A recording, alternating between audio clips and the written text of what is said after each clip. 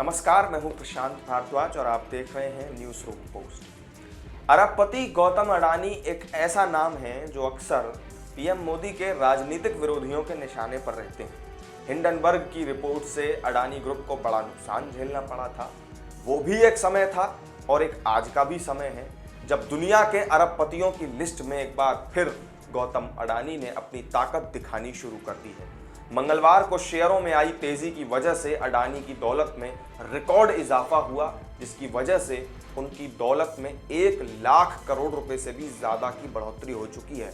और ख़ास बात तो ये है कि इस तेज़ी के बाद सबसे ज़्यादा खतरा मुकेश अंबानी की पोजीशन को हुआ है। अडानी ने एक झटके में टॉप 15 की लिस्ट में एंट्री ले ली है, जिसके बाद अंबानी और अडानी की दौलत में $9 बिलियन से भी कम का अंतर रह गया है।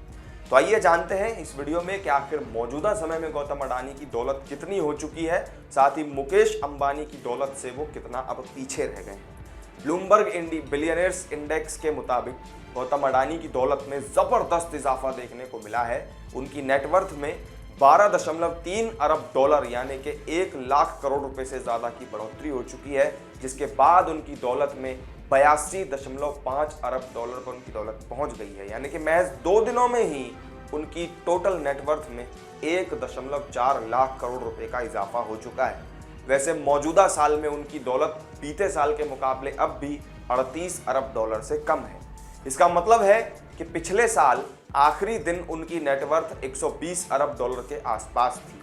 जानकारों की माने तो जिस तरह का मोमेंटम अडानी की कंपनियों के शेयरों ने फिलहाल पकड़ा हुआ है, आने वाले दिनों में अडानी की कुल संपत्ति 100 अरब डॉलर से ज़्यादा हो सकती है।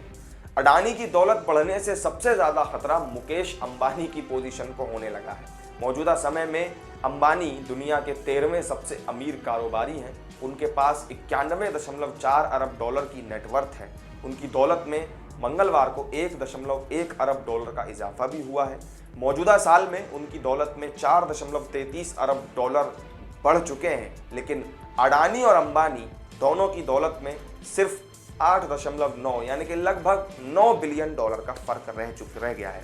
इसका मतलब है कि अगर ऐसी ही तेजी अडानी की दौलत में जारी रही तो फिर वो मुकेश अंबानी को भी पीछे छोड़ देंगे।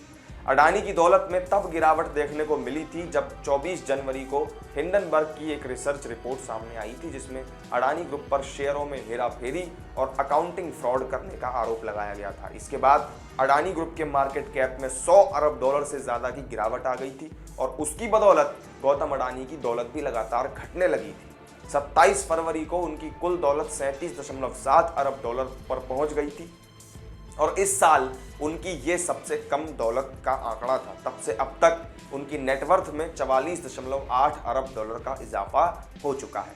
तो इस वीडियो में मेरे साथ फिलहाल इतना ही।